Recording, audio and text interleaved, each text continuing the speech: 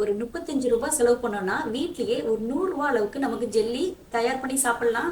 ஈஸியான இந்த மெத்தடை பிகினர்ஸ் கூட சுலபமா கத்துக்கிற அளவுக்கு நான் பொறுமையா சொல்லி கொடுத்துருக்கேன். இந்த வீடியோவை ஸ்கிப் பண்ணாம பாருங்க. புதுசா நம்ம சேனலை பார்த்துட்டு இருக்கவங்க மறக்காம சப்ஸ்கிரைப் பண்ணி வச்சுக்கோங்க. வாங்க வீடியோக்குள்ள போகலாம்.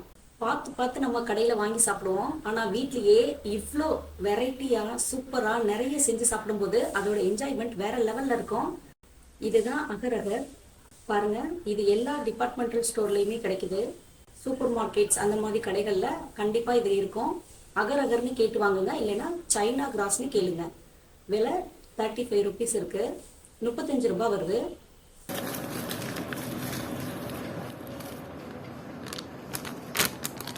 இது 10 கிராம். நமக்கு 5 to 7 கிராம் இருந்தாலே தாராளமா சூப்பரா செய்யலாம். 1 லிட்டர் அளவுக்கு செய்யலாம். இது 10 கிராம் அளவுக்கு நம்ம எடுத்திருக்கோம். இது பார்த்தீங்கன்னா பார்க்கறதுக்கு இந்த பிளாஸ்டிக் பேப்பர்லாம் இருக்கும்ல, சுருங்கி போனா வெயில்ல சுருங்கி போனா எப்படி இருக்குமோ அந்த மாதிரி தான் இருக்கு பார்க்கறதுக்கு. இதுவா இந்த ஜெல்லின்னு பார்க்கறதுக்கே ஆச்சரியமா இருக்கு. இதை சின்ன சின்னதாக கட் பண்ணிக்கலாம். கட் பண்ணும்போது நிச்சயமா பெரிய இடமாவே இருக்கணும், அது தெரிச்சு ஓடும்.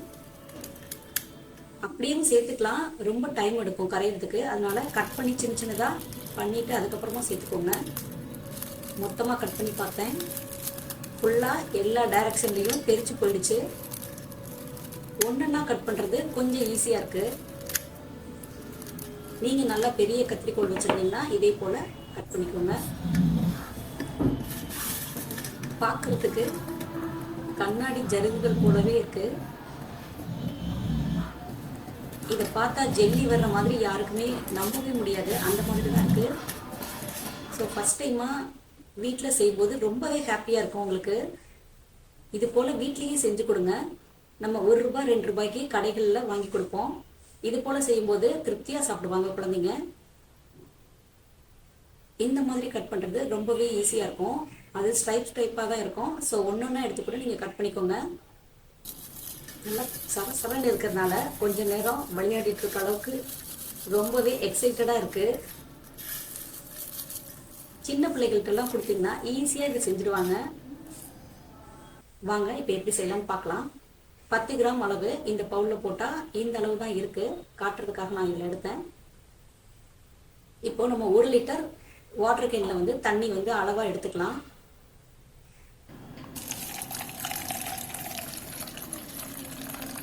இந்த அகரகர் ஊறுறதுக்காக அது மூழ்கிற அளவுக்கு நான் தண்ணி ஊற்றிருக்கேன். ஒரு 10 நிமிஷம் இதை கண்டிப்பாக ஊற வச்சுருங்க, இல்லைன்னா நீங்கள் அதை கரைக்கும் போது ரொம்பவே டைம் எடுக்கும்.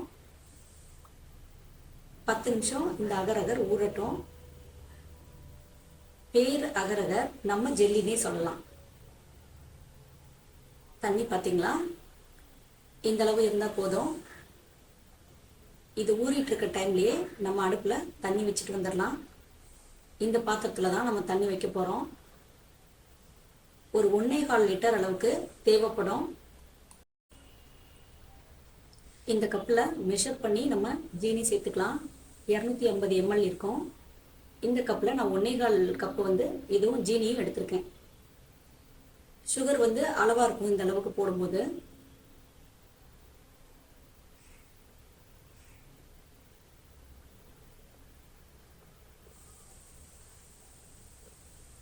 இந்த அளவுக்கு தண்ணி வச்சு, அந்த ஜீனியை விட கொஞ்சம் அதிகமாக இருக்கிற மாதிரி தண்ணி வச்சுக்கோங்க. இதை நம்ம பாகு மாதிரி காய்ச்ச போகிறோம். நான் ஒரு பதம் சொல்லுவேன், அந்த அளவுக்கு மட்டும் காய்ச்சுங்க, கரெக்டாக இருக்கும்.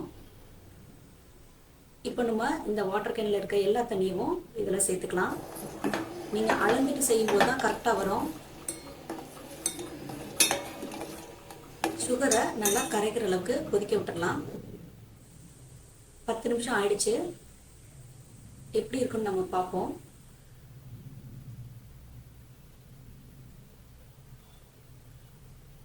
இப்போ தண்ணி கொதிச்சிருக்கு, ரொம்ப கொதிக்க தேவையில்லை. நார்மலாக தண்ணி காஞ்சதுக்கு அப்புறமே நம்ம ஊற வச்சிருக்க இந்த அகரகரை சேர்த்துக்கலாம்.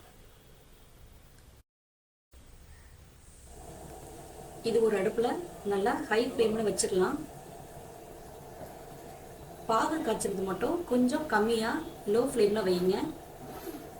ஃபஸ்ட்டு அகரகர் போட்டுட்டு கொஞ்சம் நேரம் கழித்து கூட நீங்கள் பாகு காய்ச்சலாம். ஏன்னா இது வந்து சீக்கிரம் ரெடி ஆகிடும்.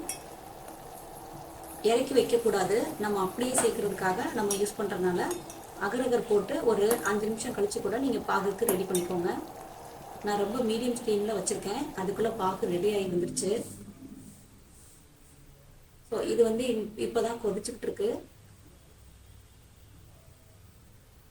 இது ஃபுல்லாக நல்லா தண்ணியில் கரைஞ்சிடணும். தண்ணி மட்டும்தான் நமக்கு தெரியணும். அந்த அளவு வர்ற வரைக்கும் நம்ம கண்டிப்பாக கொதிக்க விடணும்.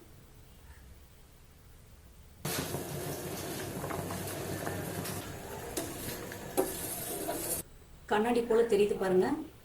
இது எதுவுமே தெரியாத அளவுக்கு நல்லாவே கரைஞ்சிடணும். செய்ய தெரிஞ்சவங்களுக்கு இந்த மெத்தட் ரொம்ப ஈஸி தான்.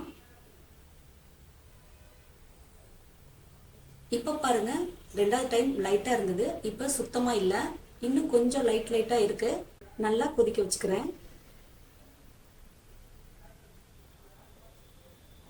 அந்த பாகு வச்சிருந்தோம்ல, அதை வந்து பச்சை தண்ணியில கொஞ்சோண்டு ஊற்றி பார்க்குறோம். போட்ட உடனே கரையக்கூடாது பாகு. அந்த அளவுக்கு நீங்க வந்து காய்ச்சிக்கோங்க. பச்சை தண்ணியில இதே போல அந்த பாகு வந்து ஊற்றி பார்த்தோம்னா கரையக்கூடாது. எடுத்து பார்த்தா ஜெல்லி மாதிரி லைட்டா நிக்கணும் கையில அள்ளுறதுக்கு. இங்க பாருங்க,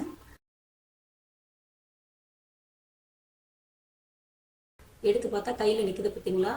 இந்த அளவு இருந்தா போதும் நமக்கு. ஏன்னா எக்ஸஸா தண்ணி இருந்துச்சுன்னா நம்ம ஜெல்லி செய்யும் போது ரொம்ப லிக்விடா ஆயிடும். இது போதும். இப்போ அகரகர் எல்லாமே நல்லா கரைஞ்சிருச்சான்னு பார்க்கலாம். நல்லாவே கரைஞ்சிருக்கு. கரைஞ்சிருச்சுன்னா கொஞ்சம் கொஞ்சமா அந்த பாகு காய்ச்சி வச்சிருக்கோம் இல்லையா, அதை நம்ம வந்து இதோட சேர்த்துக்கலாம். ரொம்ப ஆற வச்சு சேர்க்க தேவையில்லை.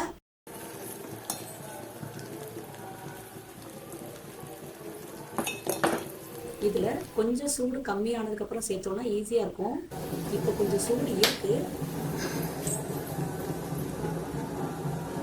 கொஞ்சம் கேர்ஃபுல்லா சேருங்க. பாருங்க, நான் விட்டு விட்டு சேர்க்கிறேன். தெரியுதா உங்களுக்கு? அடுப்புல இருக்கும்போதே நான் சேர்த்துட்டு இருக்கேன். ஆனா கொதிச்சு மேல வரைக்கும் வருது பாருங்க.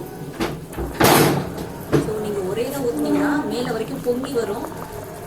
விட்டு விட்டு ஊத்துங்க.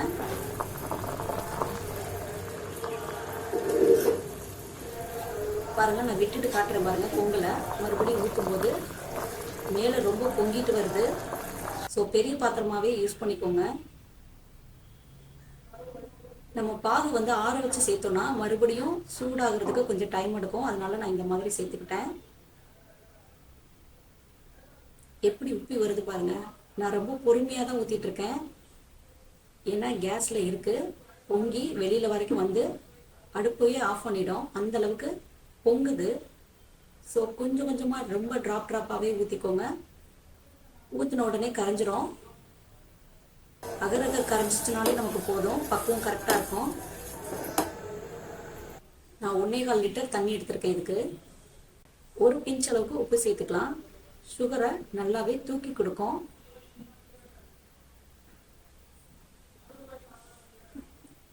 சாப்பிட்றதுக்கு சூப்பராக இருக்கும்.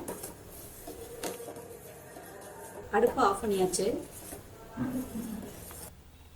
இது வந்து கொஞ்சம் பொறுக்கிற சூடு அளவுக்கு ஆறட்டும். ரொம்ப ஆறிடக்கூடாது. ஒரு 10 நிமிஷம் போல நல்லாவே ஆறட்டும்.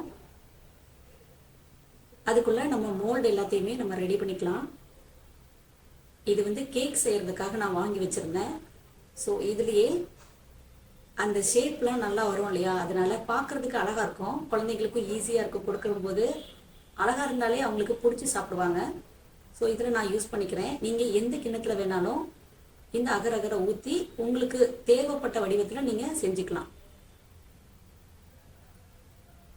இதில் போட்டாலே அப்படியே எடுத்துகிட்டு வரும். இருந்தாலும் லைட்டாக ஆயில் வந்து ஸ்ப்ரே பண்ணியிருக்கேன், அல்லது கீ தடவிக்கோங்க.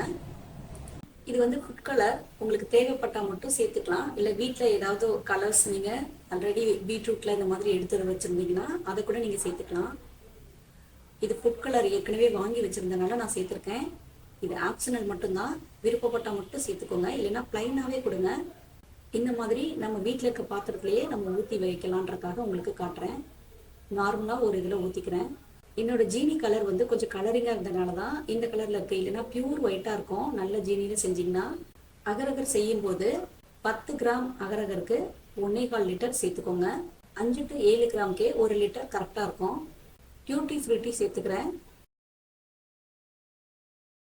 ஜெர்ரி பழத்தை இன்னொரு இதில் சேர்த்துக்கிறேன். பாருங்க, இதை 2 மணி நேரம் ஃப்ரிட்ஜில் வச்சு எடுத்துக்கலாம். ஃப்ரீசரில் வைக்க தேவையில்லை. இப்போ பாருங்க, நமக்கு தேவையான ஷேப்ல அழகான வடிவத்தில் சூப்பராக தயாராகிருக்கு. 10 கிராம் அகரகருக்கு 1.25 லிட்டர் சரியா இருந்தது எனக்கு. ஏன்னா கரைஞ்சி வர்ற அளவுக்கு நல்லாவே கொதிக்க விட்டதுனால கரெக்டாக ஒரு 1 லிட்டர் அளவுக்கு எங்களுக்கு இந்த ஜெல்லி வந்து கிடைச்சது. எக்ஸஸாக போயிடுச்சு தண்ணினா ரொம்ப கொல கொலன்னு ஆயிடும். ரொம்ப வந்து கம்மியாக சேர்த்தீங்க அப்படின்னா திக்காக ரப்பர் மாதிரி ஆயிடும். அதனால பார்த்து சேர்த்துக்கோங்க. இந்த வீடியோ உங்களுக்கு பிடிச்சிருந்துச்சுன்னா மறக்காம ஒரு லைக் கொடுங்க. நீங்க கொடுக்குற ஒவ்வொரு லைக்கும் எங்களுக்கு பெரிய மோட்டிவேஷன்ல தரும். புதுசா இந்த வீடியோ பார்த்துட்டு இருக்கவங்க மறக்காம சப்ஸ்கிரைப் பண்ணி வச்சுக்கோங்க. அப்படியே பெல் ஐக்கான் அழுத்தி ஆல்னு கிளிக் பண்ணி வச்சுக்கோங்க. அப்பதான் நான் போடுற ஒவ்வொரு வீடியோவும் உங்களுக்கு நோட்டிபிகேஷனா வந்து சேரும். தேங்க்யூ.